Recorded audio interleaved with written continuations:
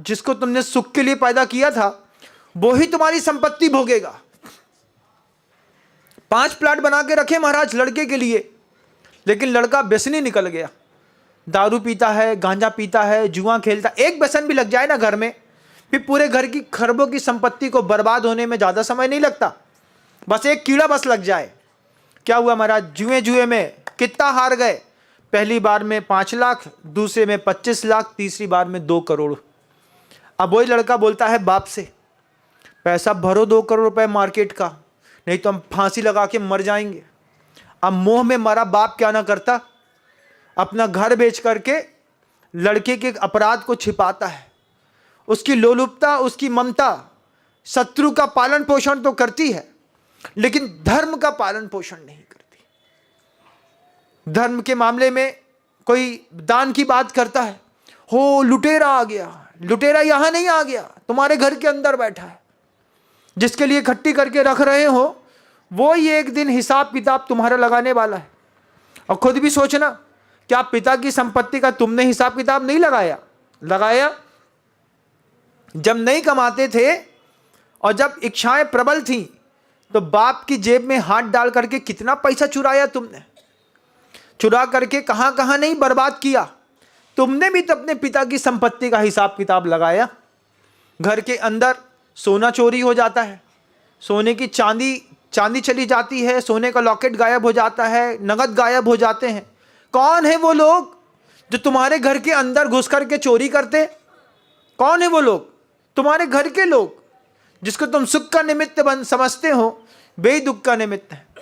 अभी देख करके आया, बोले महाराज घर में 20 लाख की चोरी हो गई। सीसीटीवी कैमरा लगे हैं नीचे से लेके ऊपर तक, पता नहीं कौन आया 20 लाख लेके चला गया।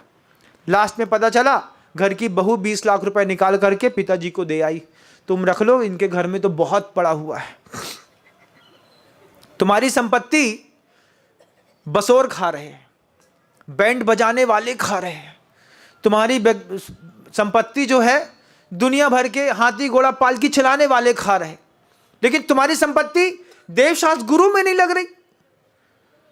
किसके लिए मेहनत करी महाराज? उस पाखंड के लिए जिस पाखंड से कुछ नहीं मिलता। अच्छी लेविश शादी करी, जबरदस्त जंके मंके वाली, उसके लिए मेहनत करके 1 करोड़ की शादी करी महाराज, अहंकार की पुष्टि करने के लिए। हासिल आई शून्य। दूसरे दिन 4 दिन नहीं रुकी वो बहू, उसके बाद 7 करोड़ में उसका हिसाब किताब सेटलमेंट करना पड़ा। उसकी शादी की रकम भी नहीं चुकाई गई थी, टेंट वाले का पैसा तक नहीं दिया था, बहू भग गई। अभी देख करके आ रहा हूं शहरों में, बहू भग गई। बाद में 1 महीने बाद पता चला कि 3 दिन रह करके बहू भग गई। कोर्ट केस कर दिया पूरे, उसमें 3 करोड़ रुपए बहू को दिए, उसको दूसरी लड़की को। उसके बाद दूसरी जगह शादी करी, टेंट वाला को फोन लगा के बोला बे अब तो वो तो भगी गई है, तू कम से कम अपना पैसा ले जा। उसने कहा भैया हमको पैसा नहीं चाहिए ऐसी बहू की शादी का। कैसा जीवन है!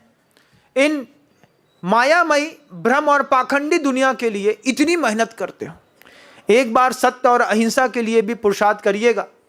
जब धन कमाते हैं तो सोचिएगा पाखंडी और परिवार ने हमारी मेहनत को कितना लूटा है।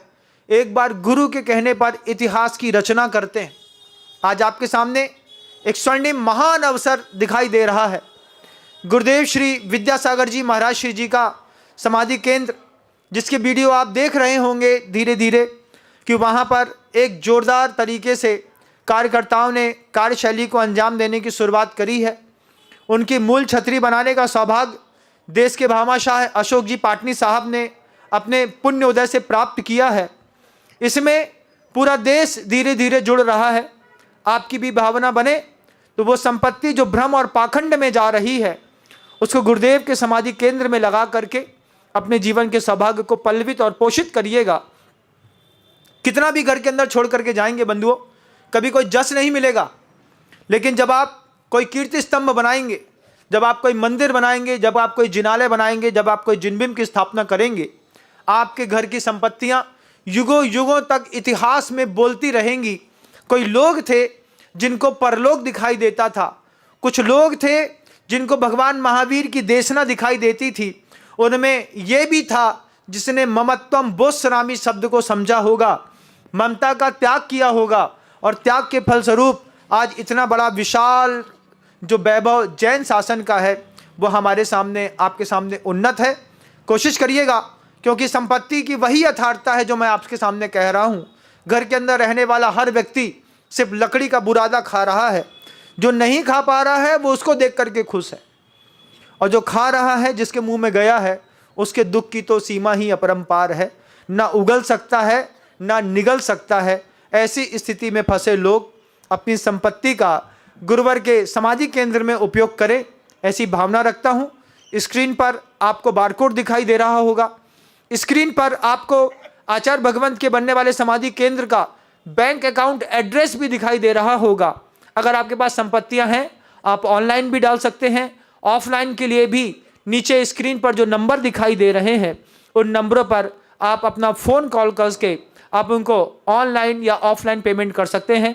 इंतजार करूंगा अपने लकड़ी और भ्रम वाले इस जीवन से आपके ऊपर उठने का। आप सभी महानुभाव जो दूर तक मुझे सुन पाए, जिसने मुझे शांति के साथ सुना और समझा, अपने यथार्थ को पल्लवित और पोषित करने की कोशिश करें। शब्दों को विराम देता हूँ। गुरुदेव श्री विद्यासागर जी महाराज। जय हिंद। अगर आपको मेरी वीडियो अच्छी लगती है तो प्लीज़ मेरे चैनल को लाइक करें, शेयर करें और सब्सक्राइब करें। Thank you.